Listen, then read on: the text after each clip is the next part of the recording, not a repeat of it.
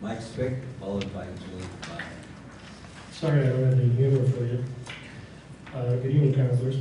Last month on Thanksgiving Day, my family and I took our dogs to the Corrales Bosque for a day of outing. When we returned to our vehicles parked on the narrow roadside along the ditch, we found a tragic scene. An ATV rider had been illegally riding on the ditch bank and he flipped. He was prone on the ground and the EMT was applying CPR vigorously. We also noticed that our vehicles were hemmed in by the several rescue vehicles on the narrow road.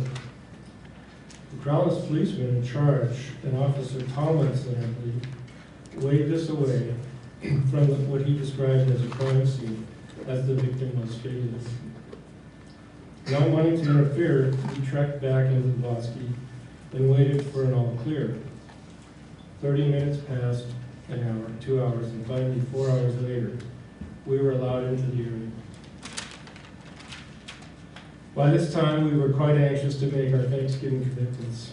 My son was quite upset that we couldn't get to our vehicles. I assured him that the police were doing their job in securing the scene while their investigation was carried out, even though it was obvious what had happened. When we at last left the scene, I recalled the Mary Hahn case and the mishandling of that investigation with which you are all familiar. I wondered how such a travesty could happen for a well-known civil rights lawyer and prominent citizen. This unfortunate victim was just a 28-year-old man who made a fatal mistake. But the proper procedures were carried out.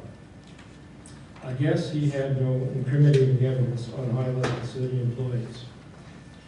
I wonder if there are any of those here today, shame on them.